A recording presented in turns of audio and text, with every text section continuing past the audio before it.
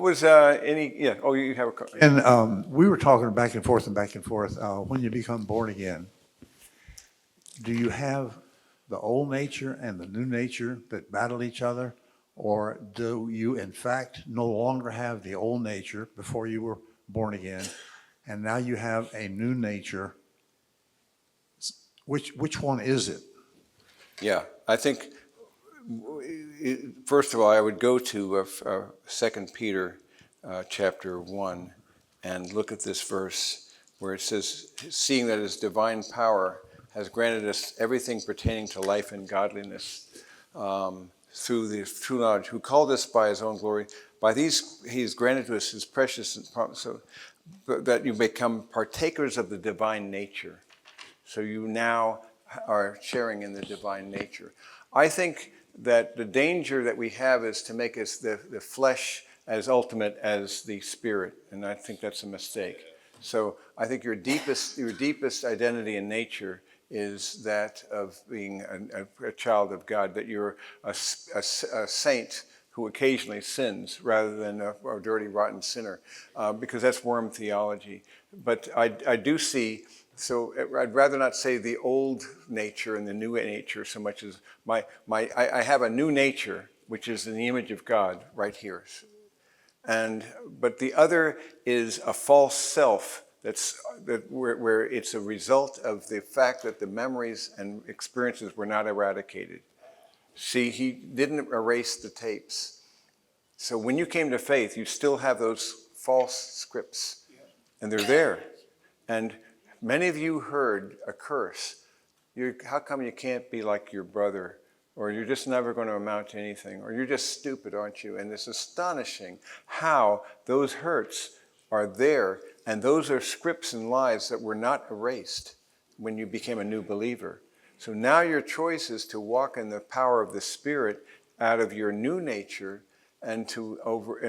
because the deepest self is your true self in Christ. So I find a different law of the members of my body, but I joyfully rejoice with the law of God in my inner man. So it's your inner versus your outer. Which is the more real, the inner person that you are. But you can always live as if you were this other person. So you can always slip back into the flesh. So that the only way we can actually manifest the new life of Christ is to continue to walk by the Spirit. So God is, one of the unique wonders of this is that God not only tells you how to live, but he's also given you the capacity to do it. Because you are a partaker of the divine nature, but you must choose to walk in that power of the Spirit, because when we are walking by the Spirit, we fulfill the law of God. We fulfill his requirements, not by the flesh. So it's very powerful. This stuff is not trivial. It's very essential to our grasp. So your understanding of your identity must be something that's contrary to the cultural apprehension, because the world we live in tells you what you do determines who you are. But the word says who you are should shape what you do. So it's a very different thing. The world has a way of asking the question, what have you done for me lately? So you'll never have security there, you see. And that's why I said you'll never find satisfaction as an end in itself, nor will you find love, joy, and peace as ends in themselves. You'll never find them. They are the byproduct, the overflow of the pursuit of the one thing most needful, the pearl of great price, the treasure hidden in the field. In other words, pursuing him above all goods, everything else falls in its place. So it's what Thomas Chalmers called in the 19th century the expulsive power of a new affection. Isn't that a lovely image? Which this new affection, this is a higher good, and you want that, and if you're pursuing that, that takes care of the other stuff. I found this, I don't need the other stuff, you see, instead of trying to get rid of it. So fixing my eyes on Jesus is always better than trying to avoid sin. See, when you're fixing your eyes on Jesus, by definition, you are now avoiding sin.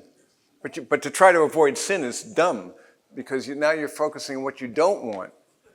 But instead, the scriptures say this is who you are and what you do want. Walk in that truth. But it's going to be contrary to the world and to our own gut hunches and instincts. We know that. That's why you have to receive this and renew it daily, because it's easier to unlearn spiritual truth than it is to learn it. Maybe you've noticed that. You go to a conference, wow, what an insight. You mark it down, and then 2 days later you forgot it, you know.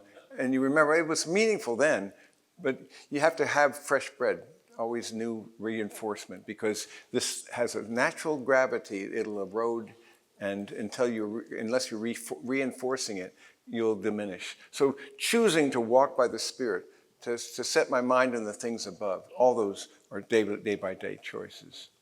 And that's what I'm urging you to do as well, is just to be men who grasp who and whose you are. Who defines you? So remember the 4 questions. Where did you come from? You're not an accident. You came from the one who made all things. He's a relational being. You're not just some cosmic accident. Who are you? The Word will define you and tells you you're the child of the living God. Why are you here? You are here. A universal purpose of all believers is to participate in the great commission of discipleship and evangelism, that we are players in a great role, a great drama, and we've been given a role to play that's going to last forever. And where am I going? They'll last forever. A resurrected body and a resurrected cosmos. It's going to be a good ending. In fact, the ending is just the beginning. And so we're going to discover then that the greatest stories await. And so the best is yet to come. In a resurrected world, in a resurrected body, I'm looking forward to that more and more than ever before. So those are but men will forget those things unless you're choosing to renew your mind with the truth.